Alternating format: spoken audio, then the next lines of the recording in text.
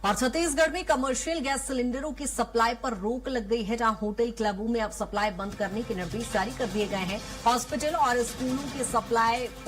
भी जारी रहेगी, जहां आपको बता दें कि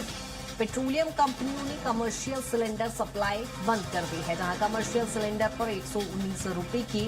बढ़ोतरी हुई थी और अब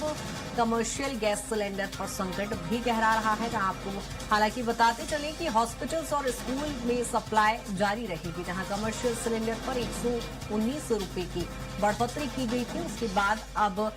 कमर्शियल गैस सिलेंडर्स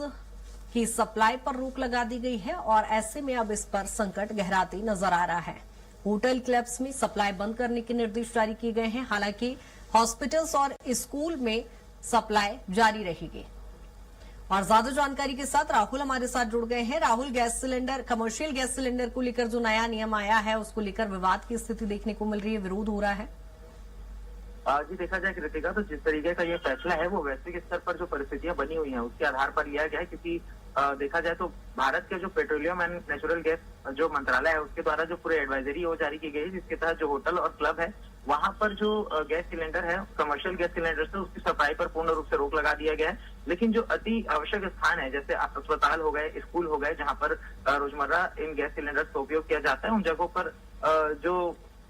सप्लाई है उसे किसी भी तरीके से अवरोध नहीं किया गया। लेकिन देखा जाए तो कमर्शियल सिलेंडर्स की जो रेट है उसमें भी बढ़ोतरी की गई है और इसके पीछे का कारण बताया जा रहा है कि जियोपॉलिटिकल जो डिस्ट्रप्शंस पूरे दुनिया में चल रही हैं उसको लेकर के जो सप्लाई है उसमें वो कहीं ना कहीं बाधित हुई है और उसे सस्टेनेबल बनाने के लिए जो देश है उसके अंदर ही एलपीजी की जो प्रोडक्शन है उसे बढ़ावा देने की बात यहाँ पर की गई है। हालांकि जो रेट है उसमें इजाफा हुआ है, लेकिन इस पूरे फैसले के पीछे का जो कारण है वो बताया जा रहा है कि जो ब्लैक मार्केटिंग हो सकती थी गैस सिलेंडर्स की उसे रोकने के लिए जो पूरा फैसला है वो किया गया है। और अब देखा जाएगा कि जो हाउस होल्ड्स हैं जो नेचुरल गैस का उपयोग करते हैं, एलपीजी का यूज करते हैं, तो उनके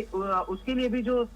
बुकिंग की जो अवधि है उसे बढ़ा करके पहले 21 दिन होता था, अब उसे बढ़ा करके 25 दिन कर दिया गया है। तो ये माना जाना तय है कि आने वाले समय में जो कीमत है उसमें इजाफा हो सकता है, लेकिन इसी बढ़ती कीमत को नियंत्रित करने के लिए जो मंत्रालय है उसके द्वारा इस तरीके का फैसला किया गया है, जिसका असर पूरे देश में देखने को मिल रहा है। और पूर्ण रूप से देखा जाए तो उद्देश्य